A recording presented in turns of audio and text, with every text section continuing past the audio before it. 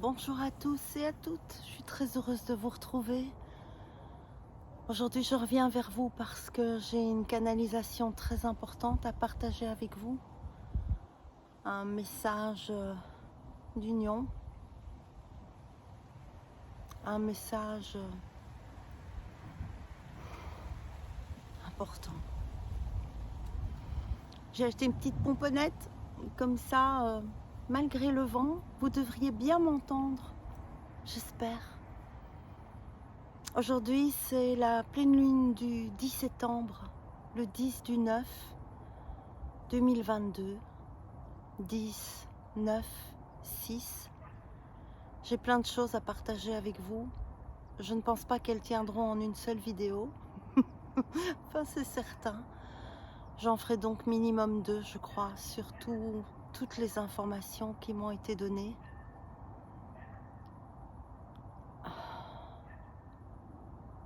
Je vais rassembler mes esprits parce qu'aujourd'hui, il va être question de ça.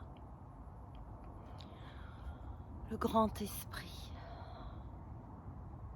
Je vais partager avec vous aussi la manière dont une vision peut vous arriver, quel chemin ça peut prendre, comment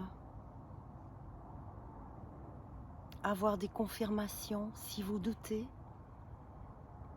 Je vais partager avec vous ces 5 derniers jours où j'ai très peu dormi, où j'ai été beaucoup sollicitée afin de pouvoir recevoir ce message, cette vision et l'intégrer et la partager avec vous. Comment est-ce que cette vision est apparue?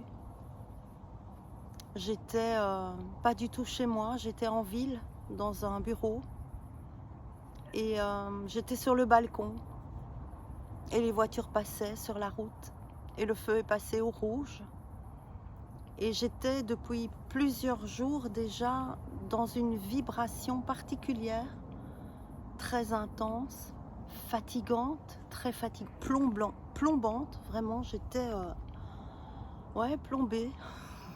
Je sais que c'est un vocabulaire qui ne convient pas, mais activé ne serait vraiment pas juste. J'étais atomisée, vraiment, avec cette vibration que je pensais reconnaître, qui est vraiment la vibration qui vient vers moi quand elle est liée au domaine de la nature, au domaine sauvage, mais sans plus en fait, juste vibratoire pendant 3 jours non-stop, mais très fort.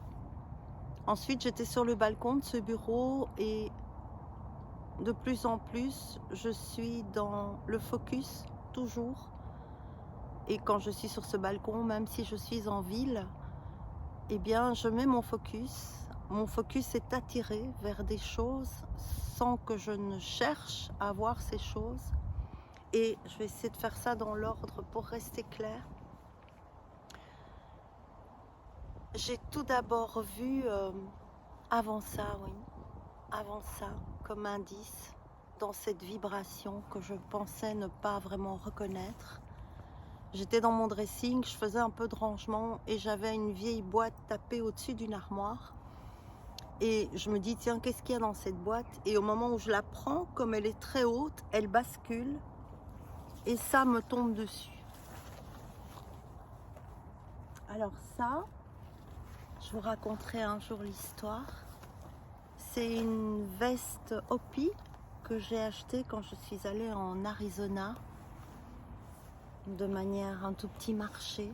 Elle était pendue à l'arrière du monsieur qui vendait des vestes toutes nouvelles, et les vestes toutes nouvelles ne m'intéressaient pas, et celle qui était pendue, celle-ci, était chargée de quelque chose qui m'a très fort attirée, et elle n'était pas à vendre car c'était la blouse de noces de la grand-mère du monsieur qui vendait des vestes. Et il s'est ensuite passé quelque chose de magique qui a été qu'il m'a regardé à un moment, regardant cette veste et acceptant qu'il ne la vendait pas, mais ne voulant en acheter aucune autre parce que elle n'avait pas de mémoire. Il m'a regardé et il m'a dit « Ma grand-mère veut bien que tu l'aies ». Et il y a eu tout un périple pour qu'on aille très très loin chercher l'argent pour payer cette veste parce qu'on n'avait pas trop d'argent.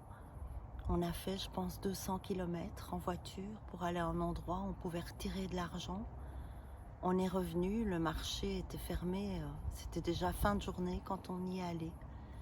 Et le monsieur était tout seul, près de sa Jeep, l'Indien, la veste de sa grand-mère à la main, m'attendant dans le coucher de soleil, c'est vrai.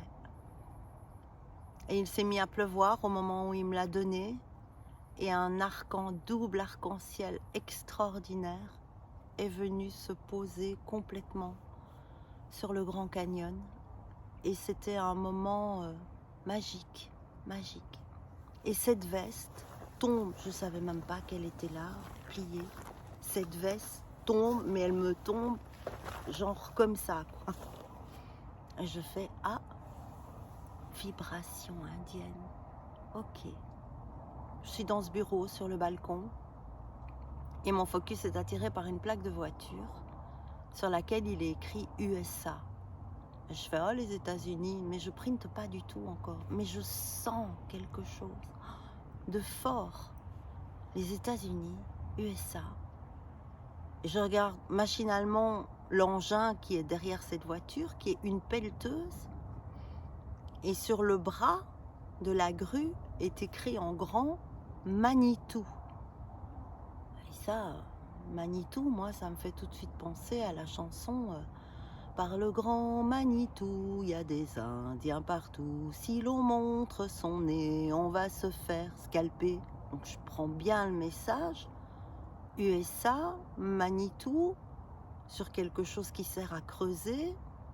Et je tourne ma tête et je regarde le camion qui est derrière. Et sur le camion, il est écrit Utah. Je retourne dans le bureau, je commence à être bombardée d'informations que je ne comprends pas. Il y en a trop. Je ne suis pas assez centrée, je suis fatiguée. J'entends plein de choses, plein de phrases. J'entends l'eau, Salt Lake City, le canyon. Je vois des images, je vois des endroits où je suis allée en Arizona, quand je suis rentrée aussi dans l'Utah. J'ai plein d'images qui me reviennent comme ça. Et j'entends les trois sœurs. Les trois sœurs, c'est très important. Et puis, les jours passent, je suis toujours aussi déglinguée. Et vendredi, assise à mon bureau, tout d'un coup, j'entends des tambours. Mais j'entends des tambours amérindiens. Non, avant ça, j'oublie de vous dire. C'est tellement abracadabrant, cette histoire d'Utah, de Manitou, tout ça, que je me dis, bon, ok les gars, moi je délire ici, c'est un vrai délire. En plus, c'est un peu décousu, je comprends pas tout, donc ça doit être moi qui délire. Et je dis, si je délire pas sur l'Utah, si je dois creuser, si je dois me mettre dans l'espace de réceptivité, je veux une confirmation claire et nette que c'est l'Utah. Et je lance ça et je laisse faire. Et quelques jours auparavant, j'avais laissé un rendez-vous à une patiente et elle m'avait laissé comme message de retour: c'est impossible parce qu'il y a 10 heures de décalage entre ton heure et mon heure. 10 heures plus tôt. Et donc j'avais dit, on va régler ça, on va mettre un rendez-vous qui peut être goupillé pour nous deux à des heures correctes. Et j'avais cherché dans ma tête qu'est-ce qui peut avoir 10 heures de décalage comme ça. Je n'avais pas trouvé, j'avais mis ça plutôt du côté de l'Orient. Et donc je lui laisse un message la veille en lui disant tiens, mais où est-ce que tu vis pour qu'il y ait ces 10 heures de décalage? Et quand je rentre de mon balcon, chez moi le soir, j'écoute son message et elle me laisse. J'avais demandé une confirmation. Josine, il y a 10 heures de décalage parce que je vis dans l'Utah. Bon, voilà qui est clair. Le départ est bon. Ensuite, le lendemain, la veille, donc la veille de cette pleine lune, j'étais assise à mon bureau, pétée, hein. J'étais pétée, et j'ai entendu des tambours et des chants amérindiens très clairs. Et quand j'ai relevé ma tête, j'avais dans mon bureau 8 chefs indiens sur des chevaux avec des coiffes sur la tête, comme ça, devant moi. Je les vois comme je vois n'importe qui sur leurs chevaux, là, silencieux, coiffés, paisibles, en habits d'apparat, vraiment, avec cette coiffe magnifique, leur visage, tout. J'avais l'impression qu'ils sentaient le cheval dans mon bureau. C'était tellement réel, tellement réel. Et puis je les regarde et puis il se passe rien. Je les regarde, ils sont là, ils me regardent, ils sont tous sur leurs chevaux. Les chevaux bougent un peu, mais eux, ils ont l'air impassibles en fait, vraiment. Très présents, mais ils ne disent rien. Et j'entends les tambours qui s'accélèrent. Je les entends plus fort. Et là, je vois un chaman amérindien qui arrive, qui se nomme Regard éclairé. Regard éclairé. Et il commence à faire ces trucs là, ses chants, son tambour. Et maintenant je vais vous dire ce qu'ils m'ont dit. Alors,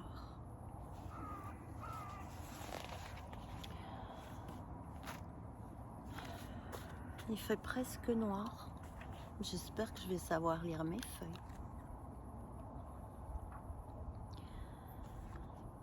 Installez-vous confortablement. Mettez des écouteurs si vous avez envie. Descendez. J'ai de la buée sur mes lunettes.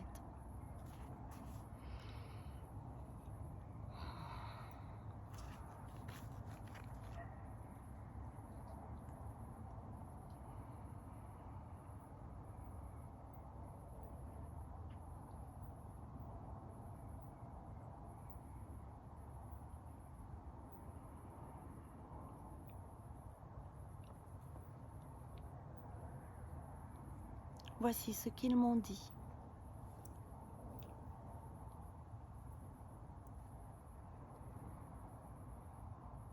Nous sommes le peuple des prairies. Nous sommes venus vous parler des peuples de la terre, des tribus perdues dans la brume.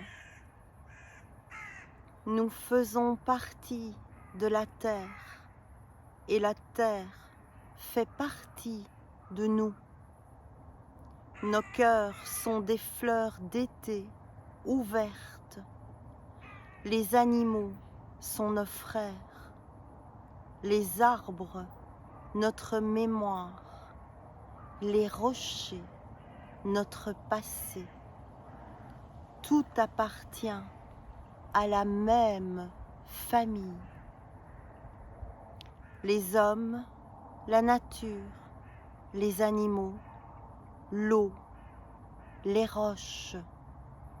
Nous sommes un seul élément. Nous sommes l'élément du grand esprit. Nous sommes grand-père ciel et grand-mère terre réunis. Il y a bien longtemps, les grands-pères de nos grands-pères ont vu. Et nous sommes déjà venus vous dire ce qu'ils ont vu. Nous avez-vous entendu? Avez-vous cru la voix du peuple paisible? Ils ont vu l'homme clair, barbu, bien avant sa venue. Ils ont vu l'homme à la peau blanche, tué avec le tonnerre. Ils ont vu la croix qui briserait le cercle d'harmonie de nos légendes sacrées. Ils ont vu l'oubli du respect de notre terre-mère nourricière.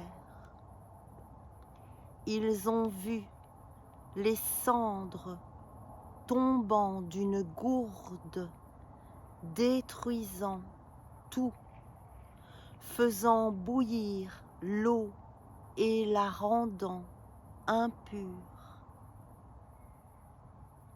Nous vous avons prévenu d'une troisième grande guerre mondiale, purifiant par le feu et l'eau le monde achevé, pour laisser naître le cinquième monde. Cette apocalypse purificatrice est la fin d'un cycle, une fin nécessaire du quatrième monde pour permettre à l'homme d'entrer dans le cinquième monde. Le Créateur a fait le premier monde à partir de l'infini, et quand l'homme est devenu mauvais, ce monde a été détruit par le feu.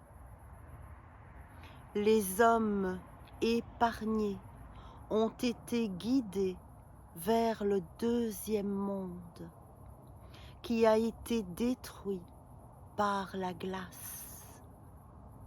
Certains hommes ont pu passer dans le troisième monde, qui a été avalé par l'eau, et les hommes ont dû chercher seuls un chemin vers un nouveau monde, le quatrième monde. Le quatrième monde est celui sur lequel vous vivez. Ce monde arrive à sa fin. Le feu sacré contenu dans vos cœurs consumera et purifiera le quatrième monde. Le grand esprit créateur n'est pas responsable de l'état du quatrième monde. Vous en êtes responsable.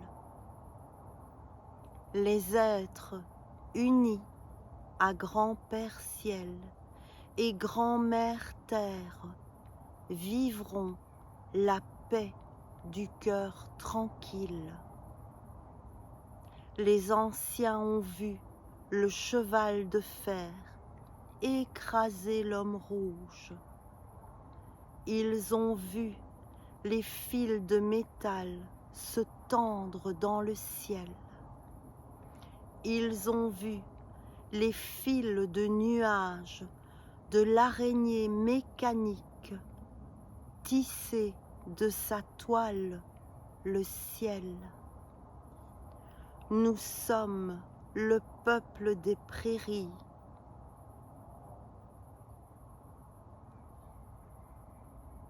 Le peuple de la grande tortue. Les anciens ont vu que Mère Tortue tremblerait par la puissance d'un faux soleil rendant stérile notre terre.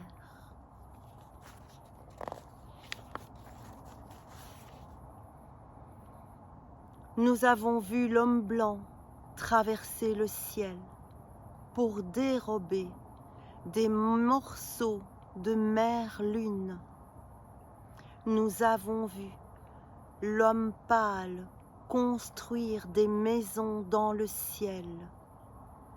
Dernier avertissement avant la grande purification. Le grand esprit a créé l'humanité à l'image des 4 éléments nécessaires à la vie. Qu'en a-t-elle fait? Les 4 peuples sont les gardiens d'une chose qui ne leur appartient pas. Le peuple blanc est gardien du feu sacré et il a transformé sa lumière en électricité et sa chaleur en arme. Le peuple noir est gardien de l'eau. Qu'a-t-il subi et accepté pour ne plus être chef de ses puits et privé de cette source de vie? Le peuple jaune est gardien de l'air et de sa maîtrise. Il est la respiration du soleil levant, responsable de son mouvement levant, descendant dans la poitrine. Qu'a-t-il fait de cet air qu'il ne peut plus respirer qu'en étant masqué? Le peuple rouge est le gardien de la terre. Il se souvient qu'elle lui a été prêtée et ne lui appartient pas. Grand esprit, confie la terre à des gardiens.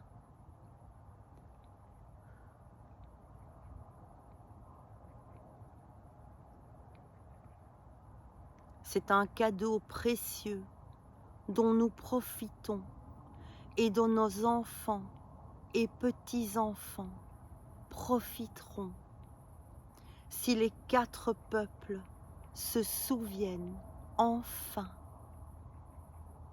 Tout comme la terre ne fait qu'un avec le cosmos et avec le grand esprit, les 4 peuples ne font qu'un. Rien ne les sépare les uns des autres. Comme la terre unie au grand esprit, l'homme est uni à la terre et au grand esprit. L'eau ne sépare pas les peuples, puisque la terre les unit. L'eau sacrée est le sang de grand-mère terre. L'eau est le sang des 4 peuples, marchant sur grand-mère terre. L'eau est source venant de grand-père ciel. L'eau est la vie donnée par le grand esprit. Gardiens, réveillez-vous. La terre nourricière donne vie à tous les êtres vivants. La terre est mère de tous les hommes. Vous êtes tous ses fils. Vous êtes donc tous frères. La terre et le cosmos n'appartiennent à personne. En réalisant que vous êtes tous frères, alors vous vous rassemblerez pour la paix. Vous vous rassemblerez et formerez une tribu une fraternité, un peuple uni, rassemblant les hommes d'hier, d'aujourd'hui et de demain. Alors votre lien sacré entre vous, la terre et le grand esprit, fera du 4e monde un 5e monde révélé.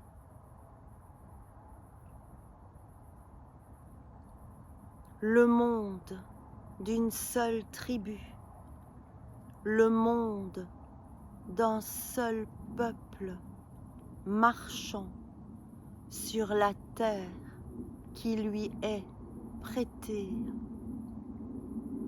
Vous avez le choix de voir ce moment comme une porte vers le 5e monde ou comme un trou. Devenez comme le peuple des prairies.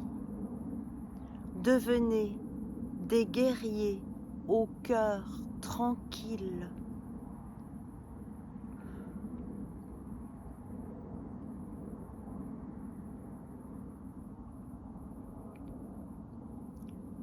Souvenez-vous, vous êtes tous des gardiens.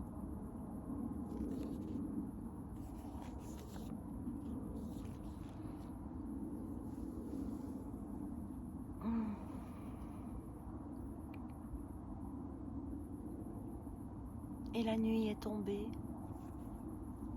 Ils m'ont dit, prends une lanterne.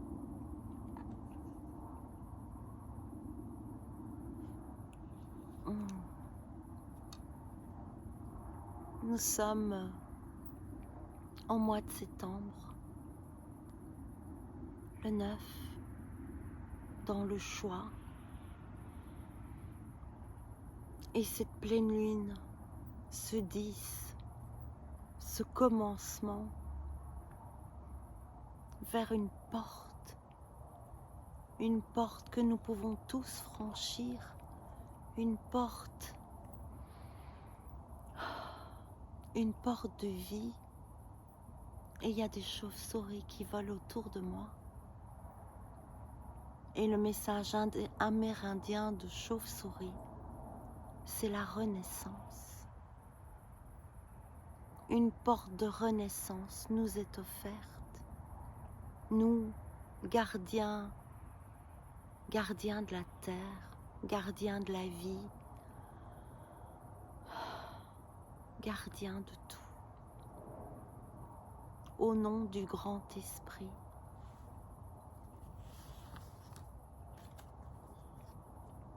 Nous sommes les magiciens,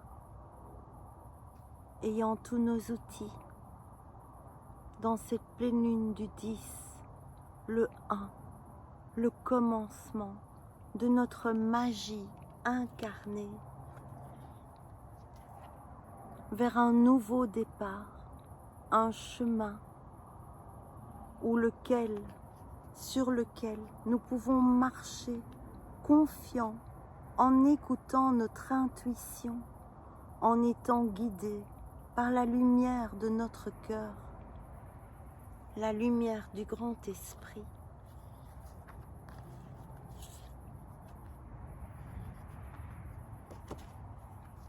Dans ce mois du 9, l'ermite qui est resté dans son introspection, dans sa caverne, et qui aujourd'hui est prêt à sortir avec sa lumière, sa vérité, pas la vérité, sa vérité qu'il peut partager, qu'il peut utiliser pour co-créer, pour rassembler, pour unir.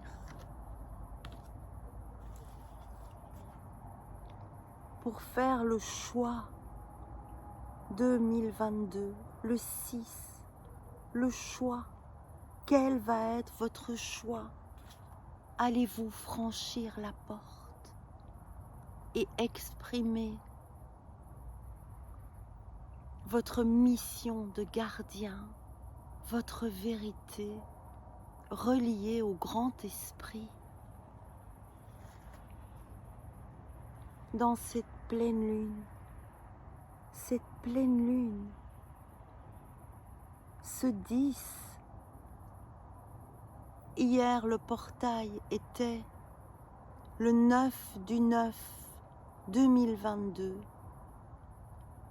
du 9 dans le choix d'être l'ermite que vous êtes venu incarner, l'ermite éclairé, visionnaire, manifestant, sortant de sa grotte pour faire son être, sa vérité, pour co-créer à l'union de tout, la réalisation que nous sommes tous un.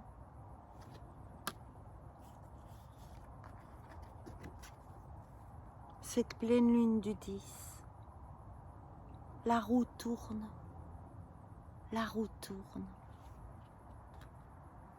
La roue tourne vers l'unité, j'entends. Rappelez-vous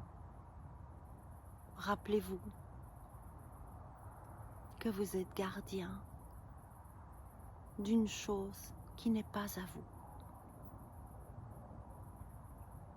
Vous l'avez peut-être entendu, ce coup de feu, quand je délivrais leur message.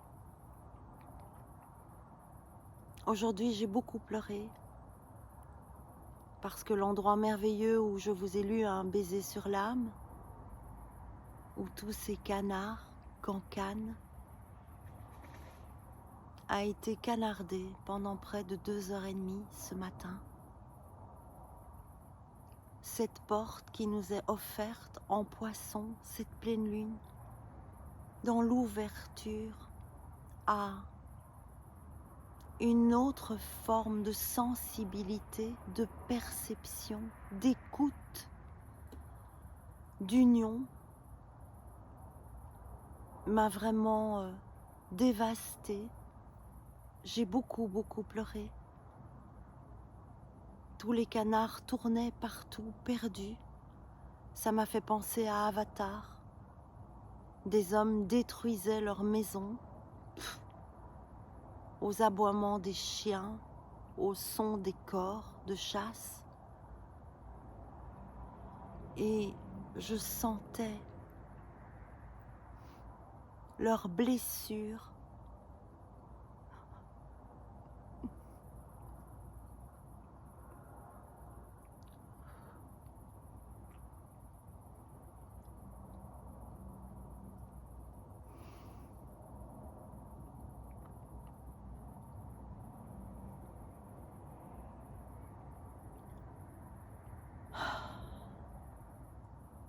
Quand l'homme sera uni, il ne pourra plus se permettre de croire qu'il est le maître du monde, celui qui a le droit de réguler la nature, de s'en servir pour son ego, de s'en servir pour s'enrichir, de s'en servir pour son propre bénéfice personnel.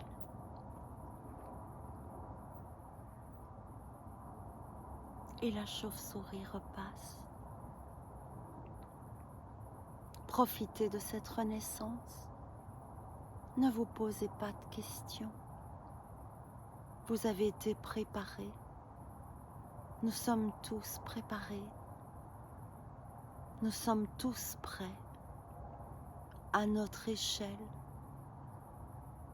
dans notre mission de gardien. Il n'y en a pas une qui est plus grande que l'autre. Elles sont toutes indispensables. Elles sont toutes importantes. Préserver un arbre, préserver un frère, une sœur, une souris, une araignée, une abeille, un arbre, l'eau, préserver la terre. Et les peuples s'uniront, j'entends. Je vous embrasse. Je vous remercie de m'avoir écouté, de les avoir écoutés. Partagez leur message, il est important.